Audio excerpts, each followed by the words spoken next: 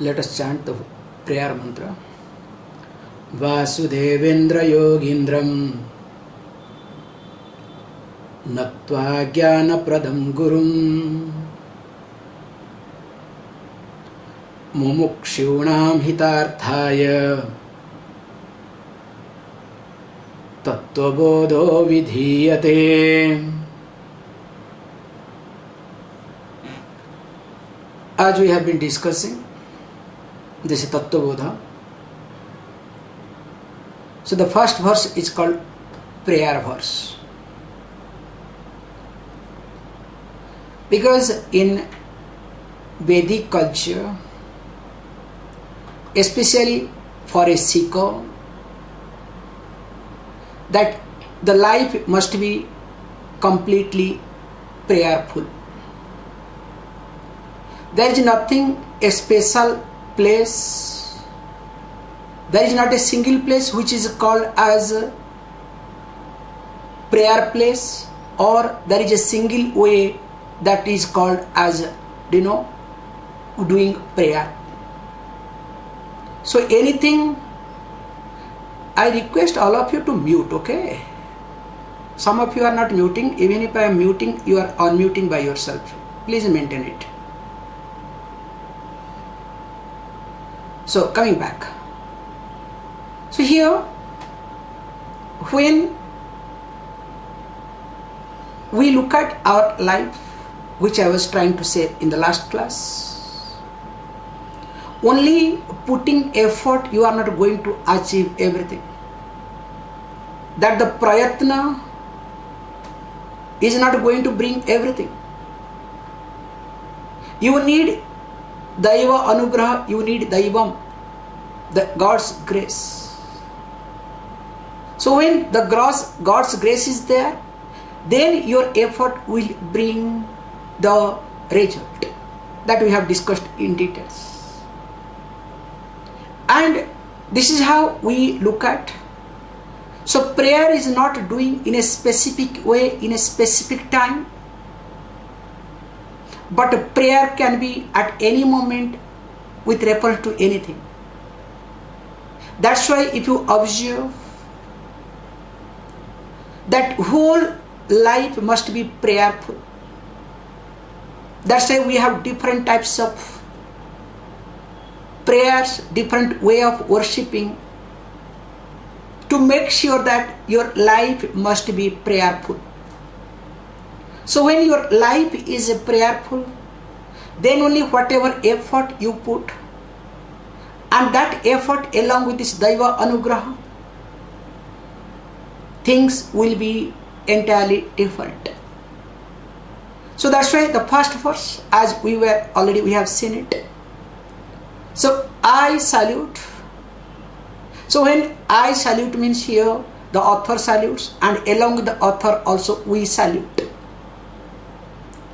So when the author salutes his teacher Vasudevendra Yogindram, the great among yogis. So yoga means here self-knowledge. So that means the wise people here. Yogi means wise person. Great among wise that we have seen. And who happens to be, his name is Vasudevendra Saraswati. And what happens? What sort of Guru? Jnana Pradam Guru. So the one who gives the knowledge. That's why Guru is supposed to give knowledge. We have to be very clear.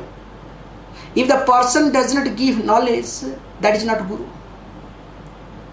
So we have different types, different word for the teacher. Please understand. We have Shikshaka, we have Acharya, we have many things. Upadhyaya. Then comes Guru.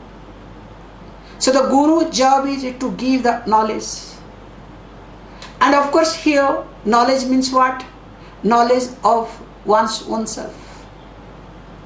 That's why it says, and this is particularly Jnana Pradam Guru. And this for what? What is the purpose of this text? And why? What sort of knowledge he is going to give? Is he going to give knowledge to achieve something? To make myself more frustrated and confused in my life? So what exactly he is planning to give me? She said this text is what? Mumukshunam hitarthaya. So for the benefit of mumukshu, that means I have to understand that I am a mumukshu. This is the problem with people. First of all, people are not mumukshus. When they are not mumukshu, as we have discussed in details in different occasions, in fact yesterday class somebody asked me a question so that I can bring it back again, same point. So like somebody asked that, look, why Vedanta is not popular? Other texts are popular. Because people are not mumukshus. Most of them are either arti or artharthi. So when people are arti or artharthi, what can you expect from them? So when they approach even if a teacher, because they are not mumukshu, they approach for many other things except teaching. You understand? This is the sad part of life. So that's why here we have to be very clear and careful. Let me be mumukshu. So when I look at myself as mumukshu, then what happens? Definitely the teacher has to teach me knowledge.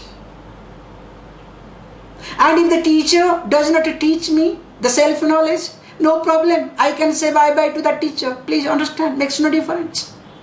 If the teacher is not capable of teaching, not endowed with this methodology of teaching, definitely that person is not teacher either. That's why he says, Tattva Bodha avidhiyate. So now avidhiyate is going to be described, is going to be presented. What is that? Tattva Bodha, knowledge of truth. So now when it talks, that's why first responsibility in this verse itself explains many things. First thing is sense of gratitude.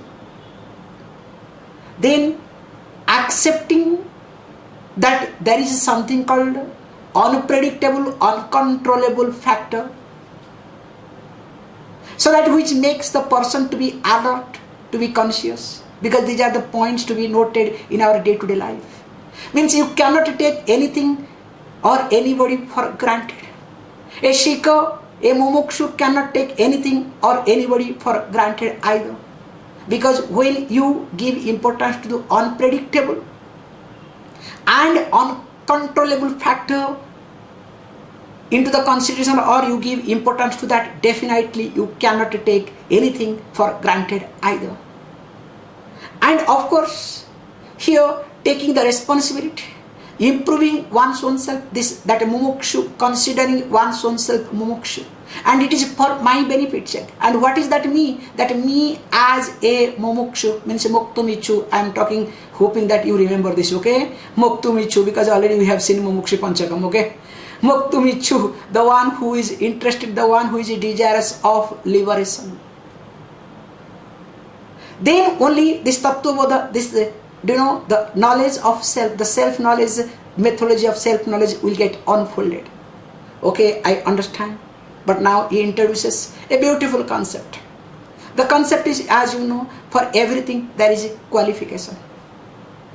Because without qualification, person is not going to understand. That is why the Vedanta doesn't work in many people's life.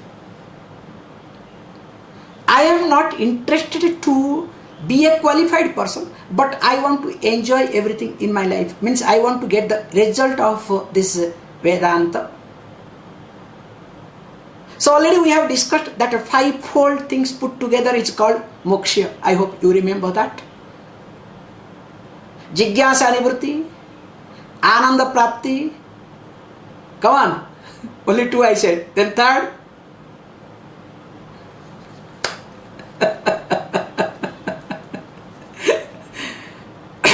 See, these are the minimum things, because these are the small things. If you remember, that becomes easier for you to revise. Good. Come on, anybody? Not a single person, Just, I allow you everybody today, I am making it on. Please, I want to get the feedback. Adhara nivritti, Paravashya Nivritti. Good, very good. Dakshata Prapti. Fantastic. That's good. Okay. Very good. Thank you. See, these are the small things. If you do not, work on, then the sharpness, that alertness will not be there. I think somebody has kept on. Please mute it. Some echo is coming. Somebody has to mute. Yeah, thank you. So, coming back. So here what happens is, please understand. See, that's why I would like to see, because when this fivefold put together is called moksha. Now I am interested in all these things. I must work for all these things. My problem is here, please understand, I am not looking for what? This Vidyananda Prapti is not there. It's always Vishwananda Prapti. Aghata Nivritti, what we discussed before, that Paravasya or Paratantra Nivritti. That sense of dependence must go away. But I depend upon. Aghata Nivritti, that means that the heart, that it becomes shock absorber, the knowledge becomes shock absorber, but I start hurting myself. And of course, as you look at Dakshata Prapti, that efficiency, but always I am lazy, lethargic. I continue the way I am. So if I am looking at my life the way I am, but at the same time I want to be a mumukshu, will it be possible? That's why all this fivefold put together is called moksha. And I am interested in all these things as quick as possible, as early as possible. Remember, that is the desire person must have. There is a beautiful story goes related to this. You should know this. Story helps to understand the mind easier. The story goes like this. There was a sage practicing, doing his tapas for many years, for many lives. So one day, sage Ananda was passing by and he requested, please come. And he asked, look, I know you are going to different places, including to meet Lord Vishnu. Will you please find out for me that when I will get moksha, when I will be liberated? And that time, there was a young boy, he was listening to it. And of course, he said, okay, please find out for me also. I want to know when I am going to be liberated. This is said something crazy, this fellow. Most mischievous, naughty, doing all the wrong things, and he wants to be liberated. How is it possible? For so many years I have been doing this, and maybe so many lives I have done. Now, without doing anything, he wants to be liberated. How is it possible? But he said, no, please find out from your God. I want to know when I am going to be liberated. The story goes, please don't take it seriously because story part, okay? After a few years, Narada came back. And when Narada came back, and of course, the sadhu asked, so when am I going to be liberated? Narada said, yes, this is your last life. In this life itself, you will get Vidya Mukti. Jivan Mukti I cannot promise, but God has said Vidya Mukti you are getting. Means when the body will fall down, so you will be liberated. So he was very happy. Now this young man came and said, what about me? Did you ask about me? Of course Narada knows how to handle the situation. Yes, now what? Look at this tree. Nearby there was a tree. Look at this tree. Yes. In this tree, as many as leaves are there, that many lives will take for you to be liberated. Listening to this young boy said, oh, is this so? Then what did he do? He climbed up the tree and tried to shake all the branches in such a way that all the leaf fell down and said, look, now tell your God, there is no leaf in this tree. Now tell me, when am I going to be liberated? This is called, the interest. Don't look at the other part of the story. Look at the interest. How the child, how the youngster was serious of liberation. So if you are serious of liberation, of course liberation has to come. There is no choice. As they say beautifully, the success comes and knocks at the door once. I hope you know the story. So that's why what you need to do here is, you need to be an adhikari, a qualified person. So making yourself a qualified person is your responsibility. So as a sadhaka, you need to take this responsibility that let me be a qualified person. Now question may arise. So what are the qualifications? Now let us read the next. Sadhana chatusthaya sampanna adhikarinam moksha sadhana bhutam tattva viveka prakaram Bhakshamaham. Says beautifully, because we need to really look at Bhakshamaham. We shall explain. This is a beautiful way of looking at. So when he says we shall explain, look, earlier me alone, the authority alone, how come suddenly we? Who are the we? So when a teacher says we, means the teaching tradition. So here we are giving to the teaching tradition importance. So this teaching tradition is getting unfolded through a teacher. So we shall explain. Now when this we shall explain, and of course what is that? Tattva viveka prakaram. So tattva means, as you know, tattva means the truth that we have discussed. So you can say truth, the self. Viveka means discriminative knowledge. Or you can say here inquiry. So now inquiry into self. And of course prakaram, the methodology. So which we put the mode of discriminating knowledge of truth. Now if this methodology of self-inquiry will be done, what is the purpose? You can say, look, after all I know myself. Why should I again to know myself? And moreover, is it necessary? You know there is a big group. You need to do self-inquiry. What? Just close your eyes and inquire, who am I? Ask yourself, who am I? Who am I?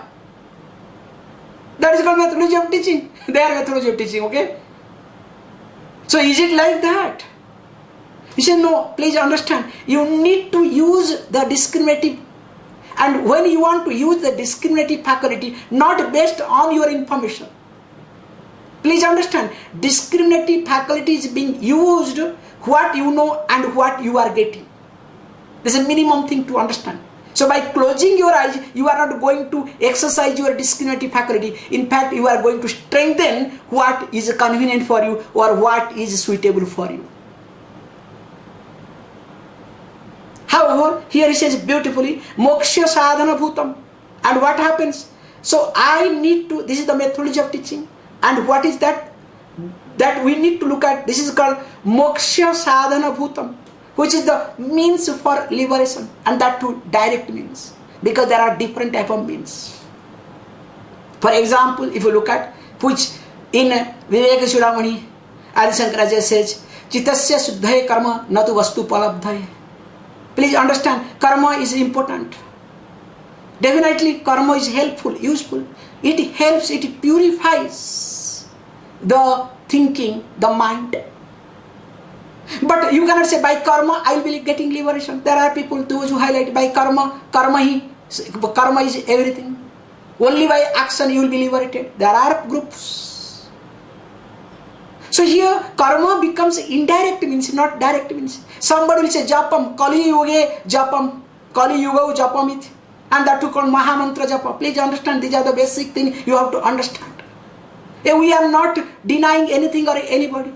Yes, japam is good, definitely. Definitely that person is better than common person. No doubt in it. But that is called indirect means. That cannot be direct means. Somebody says, look, hatha yoga. That making through, that the prana to pass through this brahmarandra. Yes, definitely that is also useful, no doubt in it. But that is indirect means. So whatever method you say, all are indirect means. Because, very simple, this is what you have to understand here. Because the moksha that you are looking for. If you want to say happiness, the liberation that you are looking for, that has to last long, that has to be permanent. So permanent means what? Please understand, trikale api yah tishtati. That which exists in 3 periods of time. That means which was, which is, and which will be. But whatever you are looking for job, doing japam, doing rituals, doing or making the prana to pass through Brahmarandra, I am just trying to talk to you all the aspects. Through this definitely you will be. But the happiness that you will gain, the liberation that will be coming to you is created in time. So when it is created in time, definitely it is going to be destroyed in time. Remember this. Whatever is created in time, that will be destroyed in time. That's why we say very nicely, by doing all these things, whether do japa, do fire ritual, do anything, do seva, everything which is helpful, you go to heaven. You enjoy your life. But remember, Shine Punye Matya Lokam Vishanti. So when the Punyam will be exhausted, again you have to come back. There is no permanent, remember. Because the God himself are temporary. They have temporary visas in heavens. There is nobody permanent, remember. That's why Indra is scared. And of course, every time Indra changes. God changes because it's after all post. It's exactly like the Prime Minister post. Even if the manages to continue 2 terms, 3 terms, but remember, deep within there is a fear, because once my Prime Ministership post goes away, I have to vacate the house. That is not my place, that is not my permanent place, there will be always fear. So here says beautifully that I am interested in happiness, which is always. So if it is always, we say there are 2 types of gaining, please understand, that's why it is called direct and indirect. Praptasya prapti, apraptasya prapti. Prapti means that which is not gained, you want to gain. For example, becoming old. For example, okay, the best example. In order to become old, you have to wait at least. You understand? Even if you color your hair, because generally people color hair to look young. But there are people also to color their hair, to look old. Because nowadays youngsters, okay, all they color funny color to look funny. However, that's not our point. To become old, you have to wait. Because old age has not come, because that is far away from you. That means that is not there with you, but you want to gain it, you have to work for it. You want to have money, it is not with you, you have to work for it. You want power, position, you have to work for it. Because work will make you to give you what is not yet gained. So that we call as apraptasya prapti. But there is another one, is called praptasya prapti. Already you have it, but again you want to have it. For that, karma is not required, action is not required, action is not sufficient. They are jnanam, the knowledge. How? For example, you are the owner of the specs. While studying, reading and all these things, you use the specs and put on your forehead. Or sometimes a key. Key will be in your pocket and you will be searching everywhere. Where is my key? Hey, where is my key? You are the owner of the key, but still you want to be the owner of the key. You understand? So the ignorance creates the difference. The ignorance creates the distance. So that is called praptasya prapti. Already you are that, but you are not aware of it. So for that you need knowledge. Interestingly, this happiness, the liberation is our birthright. It is our nature. If it is not our nature, we cannot be happy, we cannot be liberated. That's why to become unhappy, you have to do many things. But to become happy, do you have to do anything? Just observe this point. This is called truth. People think to become happy, I have to do many things. It's wrong. To become unhappy, you have to do many things. But to become happy, you don't have to do anything. More you understand yourself, the more you are happy. It's very simple logic. So here that's why it says, this knowledge is the direct means for liberation. And of course, for that you need what? Sadhana chatushtaya sampanna adhikarinam. and that person will be able to accomplish the goal. This goal called liberation. And who is that? The one who is endowed with sadhana chatushtayam. This fourfold sadhanas. Now question may arise, what are they? Now we need to understand here, this being in a prose format, we have to supply, like Shishya Uvacha, Guru Uvacha. Means the student asks a question and the teacher replies. So it is a question answer format, this particular text. Now let us read. Now first the disciple asks the question, which is not there in the book, so we have to ask him. Sadhana chatushtayam kim nitya nitya vastu vivekah iha mutrartha phala viragah phala bhoga viragah samadhi satka sampatihi mumukshuttam cha iti. Now the question comes, the student asks the question, sadhana chatushtayam kim iti. So what are the fourfold qualifications? Now the teacher has to answer. So the teacher says beautifully that nitya nitya vastu viveka, this is the first. So when he says nitya nitya vastu viveka, in short called viveka, so discriminative knowledge. So the first qualification is to maintain your discriminative power, to sustain your discriminative power. Remember this point. To maintain, to sustain.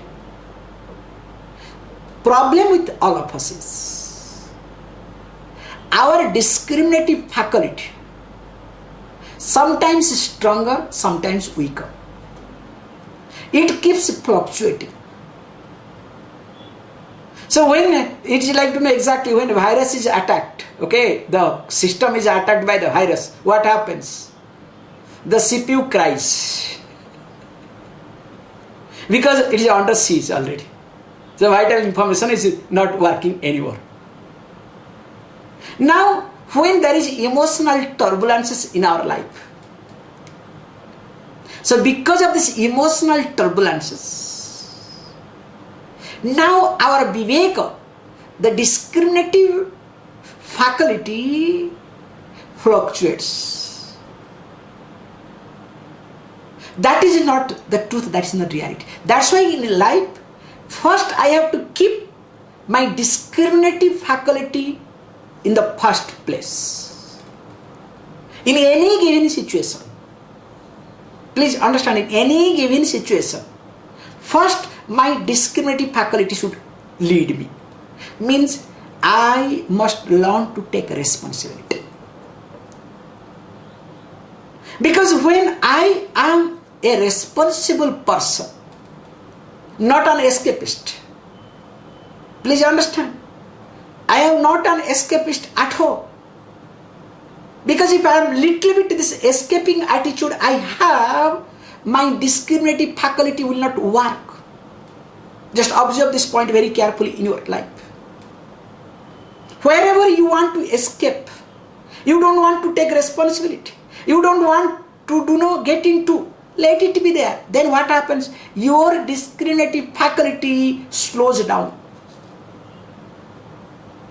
So the sadhaka, the first responsibility of a sadhaka is to make sure that everywhere my discriminative faculty is there.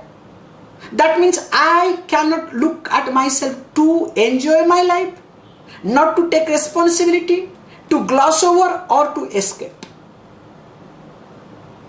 It is me who should make sure that I must analyze myself in each and every moment. What is happening to me? What am I doing?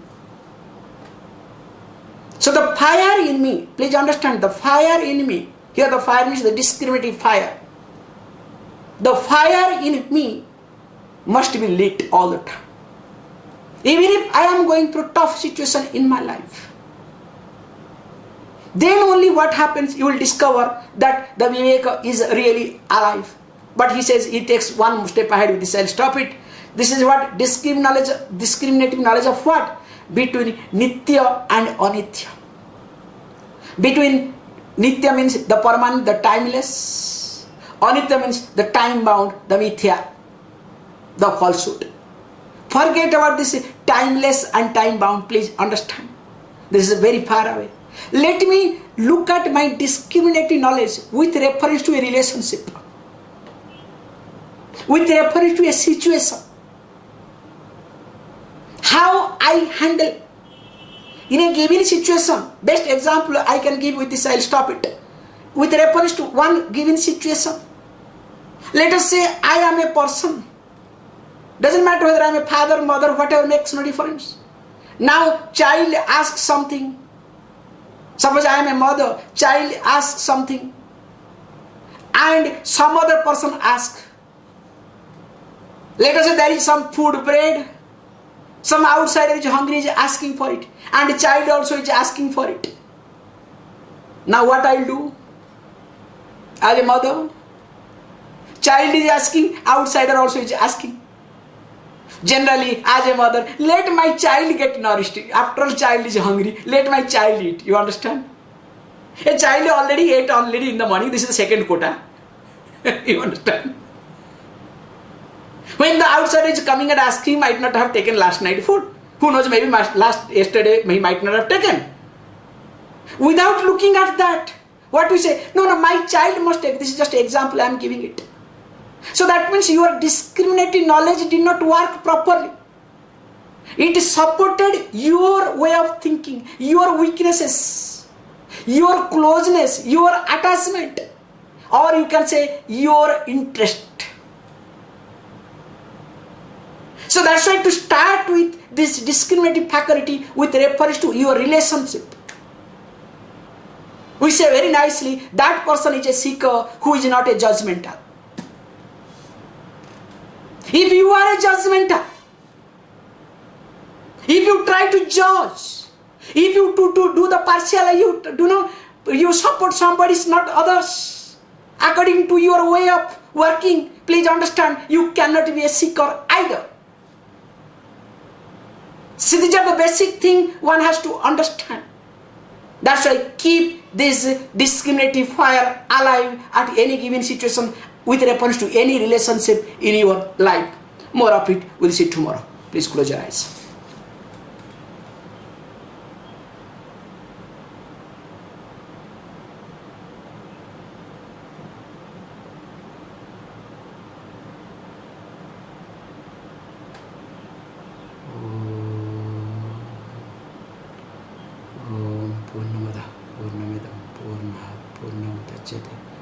पूर्णस्य पूर्णमादाय पूर्णमेवावशिष्यते। ओम शांति शांति शांति।